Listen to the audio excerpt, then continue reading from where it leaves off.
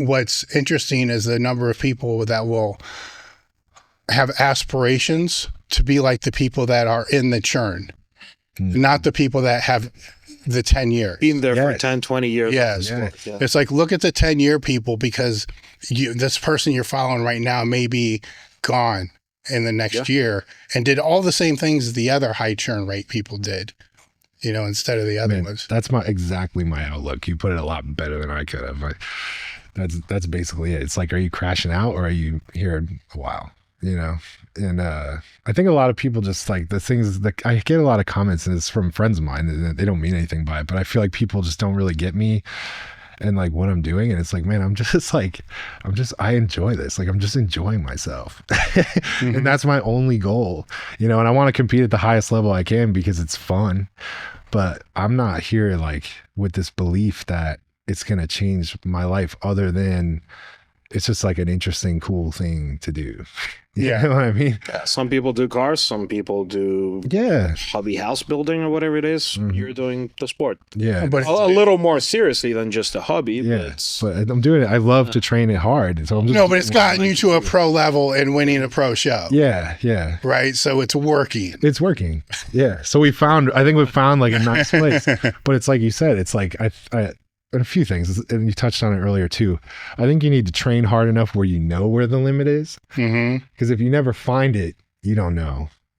So you got to take some risks early on. Be careful, but you got to like find that limit to know, and then you need to think about that. It's like risk adjusted returns. It's like, how can I get the most out of this without it just completely negatively impacting my life and my health? Because it can do so much. Like for me, it's amazing. Like people always want to talk to me about it. They think it's so interesting, like I meet so many people, like we never would have known each other. Like I get all these experiences. It gives you so much. So like, be careful, don't turn it into a negative thing, because it can be so positive. Right. Does it help you at work? Yeah, absolutely. Yeah, I think it just shows that you can be insanely dedicated to something. So like if I were hiring someone, I would be like, hey, this person, if you've gotten to a high level of anything, and I'm sure you know this, like you see this too. It's like when you meet other people that are really good at something, even if it's not what you do, you kind of connect in a certain way because you both know what that takes. The amount of effort and time it took every single day. Yeah, like whether you play darts or you know what I mean? It's like like you're like, all right, like you're like we're similar in this way. And I think if you're a high level manager at an important company, you're probably a pretty extreme person also. It's highly likely. So you see someone that does this thing at a high level, and especially if you were a fan of it growing up, then it works out really well. They want to bring you on. Well, I would assume when you walk into a meeting, you just automatically demand attention because of your size. Small talk's easy. Yes. But I will say with that, what comes out of your mouth first is going to make a big difference. Yeah. Right? Because you can be stereotyped as, the stupid strongman or the stupid power lifter. But if you what comes out of your mouth is intelligent, you already got their attention above everybody else that's there. Yeah. And they expect you to be maybe a tyrant. You know what I mean?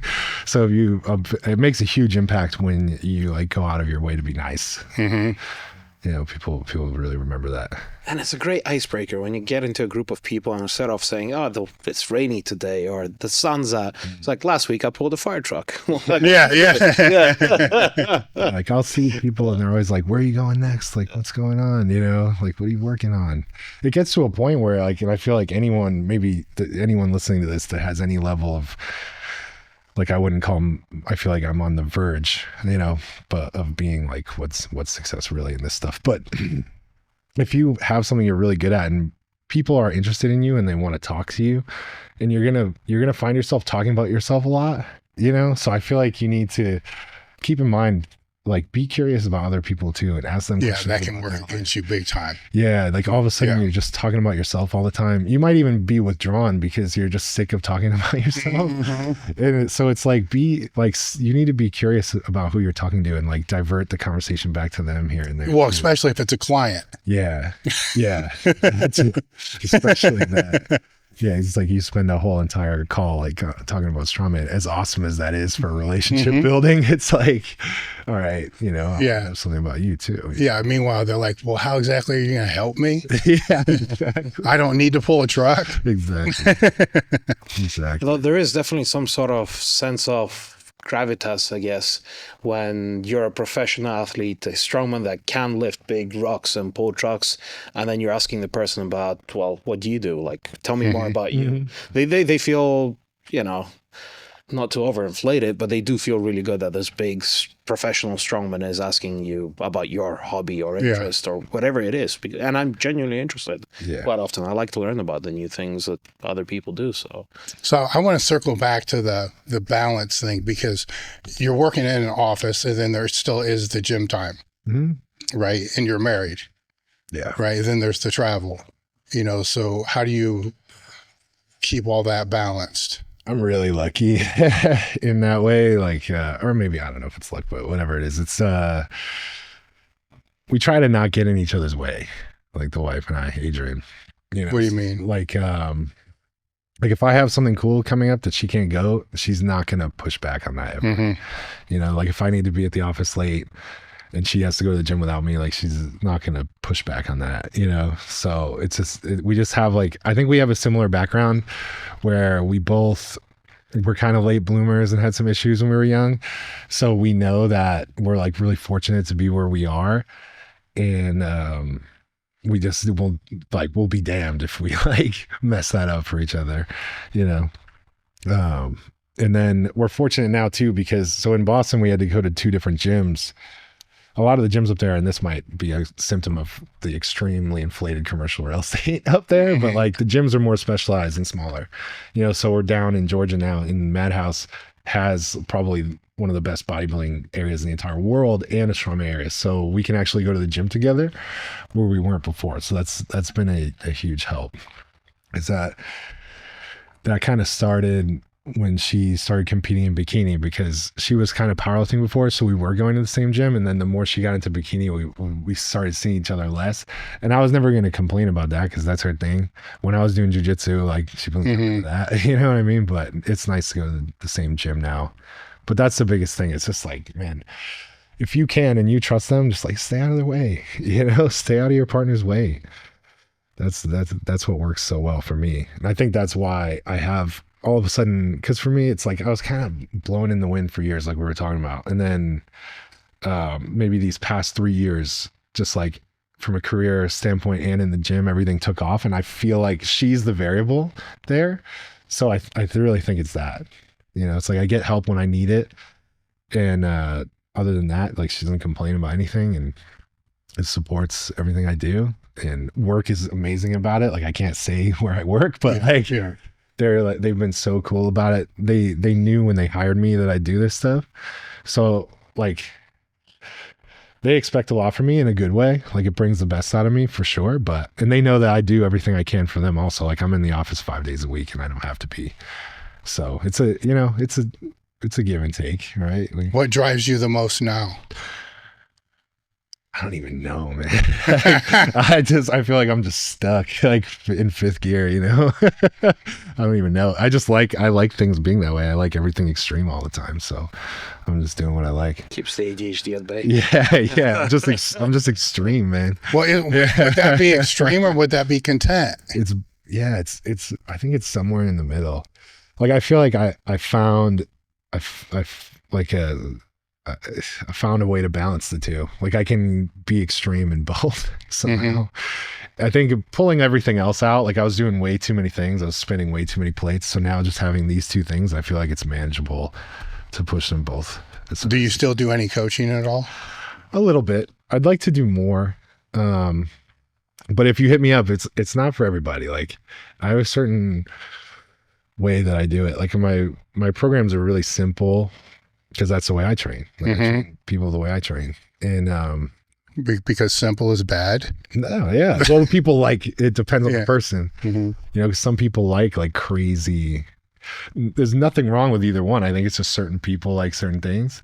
And so if you like a simple program, and I give feedback, like I'm not going to give you feedback on every single video, like unless you need it. Because my opinion is like people can only retain so much.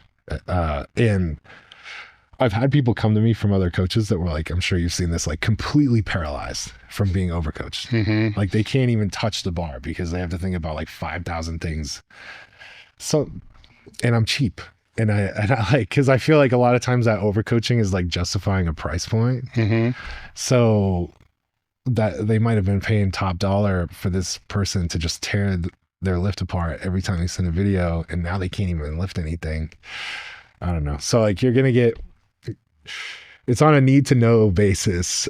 You know what I mean? I'll pick like one thing a week that we'll work on, and your program is going to be pretty simple, and you're going to train just like me. If you like that, and sub-maximal weights with the best form you can, that's what it is. Well, it seems like if they have a career that they're trying to build, Mm-hmm. you know, that would be a better option, Mm-hmm. right? Because you get caught up in the nuance of all the other stuff. Then you're trying to balance all that, Yeah. as well as the time it takes for all that. And then the mental energy, just to process, you know, the 9 cues they have to fix on every single lift when they go in, can be a lot, Mm-hmm. you know, especially if they give a crap about their job. Right. You can see like when people are standing there like before a deadlift, and you're like, just pick it up. Yeah. You know what I mean? Like, all right. Don't think about it. Just pick it Yeah. up. Like, Mhm. I got maybe like 8 people right now. Give or Mhm. take. Yeah, a few. It's fun. You know, I just enjoy it. You know, I don't advertise it, so it's word of mouth. Mm-hmm. But I like it just as much as the training. Then what was the motivation for the books? Oh man, that was like just the pandemic, man. I'm like, what can I do? I should do more. I haven't done it in years, and I feel like those are outdated. I'm smarter now. But I just figured out like how to just knock out ebooks, and I was like, let's see what happens, because I felt like people didn't want to commit all the way to training with me. There's like these people that are in between, like, can you just send me a program or something? So that was like a passive way for people to work with me. That's how I imagined it. Because it's like not everyone wants coaching, so just get this book. And so many people bought them. It's crazy.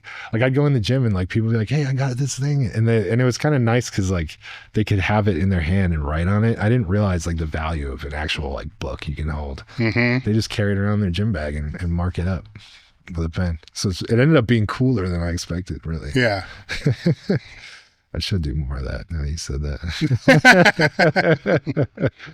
Yeah, once the pandemic ended and I got a different job, I was like, I kind of just kind of fell off. Any other topics you wanted to talk about that I didn't bring up? Man, I don't know. I did a lot of the talking. That's great. That's why you're there. Yeah. I don't know. When I like to hear it, like when you imagine Strongman, like what do you think of? Like what era? Well, I mean, I grew up to where it was be on TV during Christmas and shit like that, you know, so that's kind of what I see. So that would be like the original. And then I would say in my brain, like a gap, you know, because when I was competing, I didn't care about anything else but powerlifting. So I didn't pay attention to any of that. Yeah. And then I would say probably,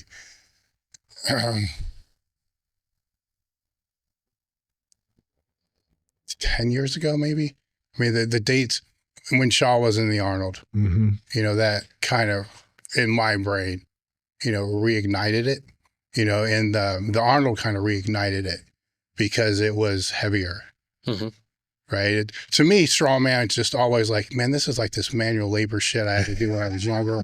You know, I hated the shit when I did it. You know, I don't know why anybody would voluntarily want to do this shit. You know what I'm saying? And I still kind of combat that whole thing. Like, why in the hell would anybody want to? This is like, it's pretty painful. Fucking baling hay and all this shit that I fucking hated doing all the time. And then there's people like, no, man, I love doing that. I'm like, what the hell are you talking about? But when the stage got shorter, you know, then the numbers is like, wow, these are big fucking numbers, right? Where it was hard from the powerlifter side, it was hard to comprehend the longer events. You know, like, is that really hard? I know they're breathing hard, but is it hard? you know? And then my brother, when I was younger, I mean, we're going way back, when I was in college, did one event, and it was like in a Motel 8 parking lot. And it was just, I'm like, what the fuck? What is this? This is like, there's like 8 people in folding chairs, and it's like running with a barbell on your back. It's just like, this is just stupid, man. Makes no sense. There was no organization. And then several years later, a friend of mine, Bob Youngs, did one. So I went down to Florida to kind of watch him, and it was the same thing. It's like, there might've been less people, you know, and it's like, what is this? Parking lot. Yeah. So a lot of it was just ignorance, you know, because I wasn't around it. You know, I didn't see the bigger events. I didn't see all that. And then that Arnold, like I said, when the weights got heavier, we're like, fuck, they're still using straps, but these are big ass deadlifts, man. Right. And then probably some bigger than any powerlifter ever did. That's deadlifts. Yeah. Yeah. Then throughout just the last several years, the connecting the dots, you know, as I'm speaking to people, it's like, this is not the easiest thing to train for. Yeah. Like, I love powerlifting, but it's kind of pretty easy to train for. There's 3 lifts. Yeah. They're not easy, but it's like, yeah, you know what you need to do. It's easy to program. Yeah. It's 9 minutes of competing. Easy to program, right? Where this is a whole different thing, where all these different motor abilities have to be in play, you know, outside of yourself. Nutrition kind of has to be on point, you know, to be able to match the training. All these variables need to fit. Then you got the Strongman League, where like, you know, now you have like, it's like an NFL player, right? You got this brief off season, then you got, well, it's not 14, but maybe you guys will get this dumb shit to every week, right? Which, imagine that, you know. We have 16 stages every year now. Yeah. So yeah. So plus whichever other ones. That becomes, and I love the complexities with training. I really do, because that's why I was asking those questions, like, what's the off season look like? How do you maintain these motor abilities? Because in a way, it's like CrossFit at a whole nother level. Exactly. Right? Because now absolute strength is a really big component. It still isn't CrossFit, but now it's a way bigger component. And they've got bigger people. Yeah. Right? So there's more mass moving through space, you know, with all that. And because they're bigger people, they can't do these marathon training sessions every single day. Like, CrossFit training sessions are insane, just to be able to, times a day. Yeah, just to be able to do what they do, right? Yeah. And that is, from a periodization standpoint, like, fascinates me. You know, the same way the NFL players or college football or all that does, because you have all these different abilities, and some of them have to drop during certain times, some have to come up, some have to be maintained. Then you got to figure that balance out. And that's kind of what Strongman, and I always thought Strongman as, you know, Arnold, world's strongest man. Okay, you got 2 peaks a year. I get it. But now, you know, after speaking to him for the last couple of years or so, it's like, there's more than that. I'm like, a lot more, yeah. Like, whoa, wait a minute. Now, how's that work? Right? So you got a peak for some are training days, some maybe just to focus on one lift. And then you got to be cool with the fact you may not win, but as long as that one event got way better, that's a good day. I'm like, that's, periodization wise, that's amazing. Financially, that kind of sucks, right? You know, that's where I got to, because now you got to travel, you know, and spend a few thousand. Our league covers most of it. Yeah. So the league's covering it, then that's amazing. So that's kind of my trajectory, my path, you know, through all that is it all boils back to the training side for me. Yeah. Because that's where it's the most fascinating, because it all still has to come together at a certain day, because it doesn't matter what you do in the gym. I guess maybe on Instagram, maybe, you know, but. Yeah, I mean, that's why I'm so happy to be pushing the Strongman Champions League also, because there's one thing about spending half your year peaking for one event and coming in at the absolute best you could ever possibly be. And then you really don't have an excuse why you did so bad or so good. Whatever you put in, that's what you get. And you're either that strong or you're not strong enough for that. With the whole league, it's a lot more than just peaking for one event. You've got the whole season that you actually not only have to do well at, you have to survive to end up at the final to actually prove that you've got what it takes. But you can have a bad if it's football. You can have a bad game. Yeah, exactly. That's But you okay. can still win You the can championship. make it Yeah. up. Yeah. Where if it's just 2 main events a year, you have one bad. Hell, if you have one bad one, you don't qualify for the other one. Pretty much. So if it's powerlifting, it's like nationals and worlds or whatever it is, and you don't make it through the nationals, well, fuck. Yeah. You got to find some local thing maybe to be able to go there, but you can make it up. That's a cool aspect too. And I think by the time this episode comes out, we might be announcing that Strongman Champions League will have the biggest prize pool in the history so far for the finals. That's great. So that's great. Okay. Yeah. I wanted to drill down on that because people are like, oh, like, because there's those certain shows you were talking about. And people are like, oh, why do you like Champions League so much?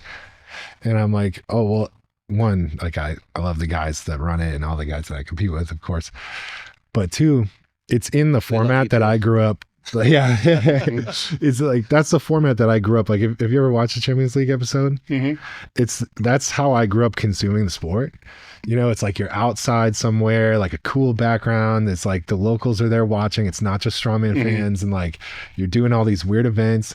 I feel like they're still really in touch with like what I think of the sport as. Yeah, so what I was watching when I was growing up, it's still that format, and I love that, and it's funny too because it's like I think about like I love live streams, like don't get me wrong, but I think like we're in the live stream era of Strongman, and I feel like we've kind of like we're on the heels of like the actual celebrity time, so it's kind of a weird time to be a strongman athlete if that was your aspirations, because I think that ship may have sailed unless something like Champions League can take off in the States. Because like if I was a normal person, I'm not going to watch like a 6-hour live stream of something that I'm not familiar with, but I would watch a TV show of it, and condensed 45 minutes. Yeah. So I think it's a lot more, I think it's easy because we like live in a very insulated world and we only talk amongst ourselves. And I think we end up making the sport more and more niche, rather than like bringing it to them. Like when I did that Guinness Records thing in Italy, that's the most psyched people have been on anything I've ever done in the gym. And to me, that was just like a fun, weird thing to do. Like, oh, that's cool. Like people were so psyched on that. So I feel like we almost need to like zoom out and remember like, who are we making this for? Yeah. Because like, I think we're starting to go down this rabbit hole where we're just kind of, we're putting out spreadsheets of what already happened with the live stream and the this and the that. And it's like, live streams are really, really awesome for true fans of the sport. And like your loved ones, like before my grandfather died, he watched me compete. Like that's amazing for me. That's so cool. So like nothing against live streams, but that's for people who care about you. Like if we're bringing the sport to the masses, I mean, people can disagree with me for sure, but I feel like the way that I grew up consuming it, like that's how everyone knows the sport. It's like some like whoever the host is, it's like we're here at the whatever hotel in South Africa and we're gonna do the thing, and it's like 12 guys. Like I don't know, I love it. So